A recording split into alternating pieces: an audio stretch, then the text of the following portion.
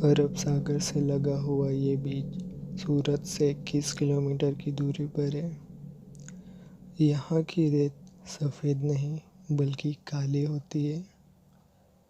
इस बीच का इतिहास किसी राजा या रानी की प्रेम कहानी से नहीं जुड़ा,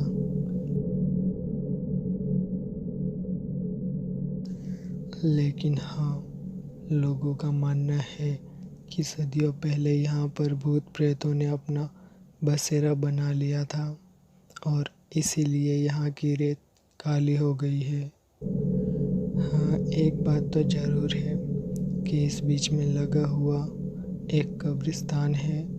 यहाँ पर लाशें जलाई जाती हैं। लोगों का मानना है कि जिन लोगों को मोक्ष प्राप्त नहीं होता या जिनकी असमय मृत्यु हो जाती है, उनकी रूह इसी बीच पर बस जाती है।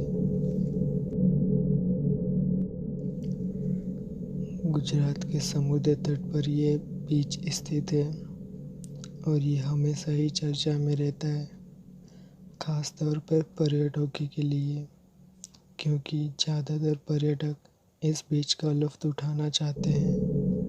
लेकिन स्थानीय लोगों की बातें सुनने के बाद अच्छों के पसीने छूट जाते हैं। स्थानीय लोगों के अनुसार इस बीच पर रूहों का बसेरा है। सूर्यास्त होने के बाद अगर आप इस बीच पर गए तो आपको चीखने चिल्लाने की आवाज़ें सुनाई देंगी। सूरत के बटेना में रहने वाले विश्वास पटेल का कहना है कि मैं 2 बारी डुमस बीच गया हूँ। वहाँ अपने दोस्तों के साथ रात को थोड़ा समय भी बिताया है।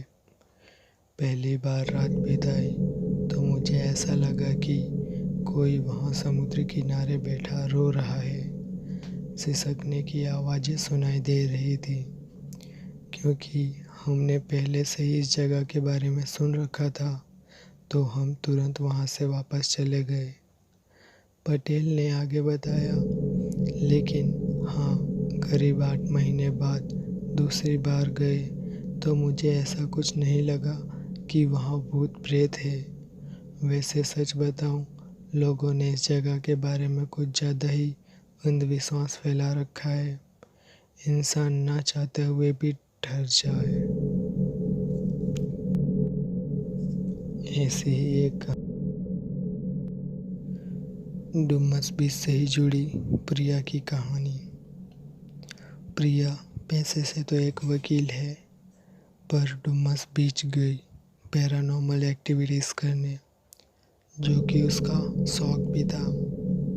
प्रिया अपने इस ट्रिप को लेकर बहुत ही उत्साहित थी। वो अपने हर एक लम्हे को रिकॉर्ड कर रही थी। यहाँ आए उसे 5 से 6 घंटे से ऊपर हो गया था, पर अभी तक उसने यहाँ ऐसा कुछ भी नहीं देखा या महसूस किया जिससे वो कह सके कि ये बीच सच में हॉन्टेड है। 2 चीज़ें जो उसे बहुत अजीब लगी वो थी बीच की वो जगह जहाँ मुर्दों को जलाया जाता है, और दूसरी यहाँ की काली मिट्टी। शायद ये दोनों चीज़ें ही हैं जो इस जगह को डरावना बनाती हैं। अदरवाइज़ प्रिया को ये बीच बाकी सब बीचों जैसे ही लगा। जब से प्रिया यहाँ आई थी, उसे तलाश थी एक बच्चे की जो कि यहाँ बलून बेचता है, क्योंकि उसने इंटरनेट में पढ़ रखा था कि इस बच्चे से अगर आपने बलून खरीदा तो ठीक, अगर आपने खरीदने से मना कर दिया तो उनके साथ कोई ना कोई हादसा ज़रूर होता है, क्योंकि ये बच्चा उन आत्मा से ही